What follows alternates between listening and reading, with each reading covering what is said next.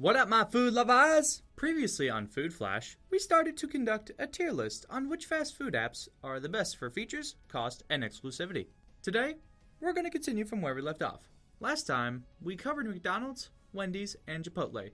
Now, since that previous part, I felt that there was some slight inaccuracy, so I'm going to specifically bump down Chipotle from A tier to B tier, because looking back, I've realized the reward building is a bit too subpar based on what credit I gave, even with the pro of app exclusive items, so it's going in B tier. With that out of the way, first up we have Taco Bell is one of, if not the biggest Mexican-inspired cuisine chain there is, and is also literally on the same street that Wendy's and Chipotle are on, which is adjacent to campus. So because of that, students are going to go there a lot. But how good is the app? Well, on the home page, you have a featured items section, the menu tab to pick out your items, a rewards section that tracks your member tier and point status plus member accesses, a check-in for a drive-thru code, and a profile page to customize your settings. But this time, it's simply for every 250 points you get, you can exchange for a free item off of a list based on what tier you're in, and unfortunately, minimal offers are present, except for occasional promotions. So outside looking in, this may sound like a worse version of Chipotle's app, but the comeback here is not only does Taco Bell have online exclusives, their online exclusives come in the form of meals that can significantly save you money. Stuff like the Build Your Own Cravings box, the meal for two, the meal for four, the drinks party pack, etc. can save you significant deals on combos of items compared to ordering them in person.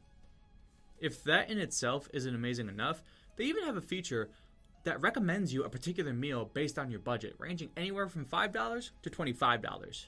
This is honestly great if you want to mix and match what you get and struggle with what to order sometimes. Now sure, you do still have to work for your rewards technically, but considering the fact that the online exclusive meals make such a cheap combo of items compared to ordering them individually, it honestly makes up for it and then some, because you could get a Crunchwrap Supreme for $6, or you could pay $6 to get a Crunchwrap Supreme plus 3 other menu items, including a drink. You tell me what's the better value there. And I'll admit it, the Taco Bell app is what I use the most for all of these features that I mentioned. So I am comfortably sticking Taco Bell in top S tier. Such great savings. I am truly living Moss. Now that we got done talking about Taco Bell, let's switch gears a little bit. Instead of talking about a fast food, let's talk about a fast drink. The Starbucks logo would look like from behind. What Taco Bell has become for the Mexican-inspired cuisines, Starbucks has certainly become for the coffee and roasteries industry. And conveniently has 2 shops dead smack in the middle of campus. But Cohlman, you may say, you can't use mobile ordering for the KSU, Esplanade, or library locations. Well, easy solution. Just go to the Starbucks on Main Street. You can mobile order there. So when looking in their app, we have a general news page, a feature to scan in our QR codes for stars, an order page with the full menu, a page to create a custom electronic gift card, and an offers page. To start with the positives, the user interface is very clean. I find it very easy to navigate without having to use the search bar. Secondly, it does a really good job compared to other restaurants on highlighting what's sold out and what's available. But to be honest, that is where a lot of the positives end. Because how does the rewarding building work? Well, it uses stars as currency. Cute. Stars. Starbucks. For 25 stars, you can customize your drink, including adding espresso shots and syrup. 100 stars gets you a brewed hot or iced coffee. 200 gets you a handcrafted drink, and so on and so forth. Now, why do I bring this up as a negative? Well, for one reason. You only get 1 star per US dollar.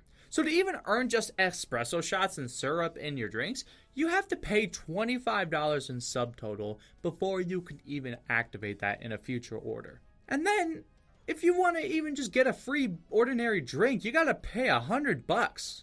At this point, it just takes so long to save up for a lot of the Starbucks drinks that you're really gonna want, that even with how expensive it is and how much you would order to build up for it, it's going to take such a long time to build up and save any money in the long run. Even if you get it daily, you're still going to be having to grind it in and getting it a few times a day throughout the course of 2 to 3 weeks, and then you could get something. And as for offers, those are also pretty minimalistic, even more minimalistic than Taco Bell. Now, this does save you time From having to wait for the drink to be made upon placing your order because of it being handcrafted, which is nice, but that's a feature of mobile ordering in general across all restaurants, even if Starbucks does benefit a little bit more from it. But the practically complete lack of saving up any deals for the most part makes the Starbucks app a bit of a disappointment if you're trying to cut a deal. So because of that, I sadly have to put Starbucks in D tier. It's a really good coffee shop, but you cannot save money frequently, pretty much at all. And with that out of the way, we just cleared another round of fast food apps for you to consider when ordering in the city of Kent. But don't think we're done yet. Come back later this season for the finale of this tier list to have the ultimate summary of where it's best to go. Until my next appearance, stay hungry guys, and I'll see y'all next time.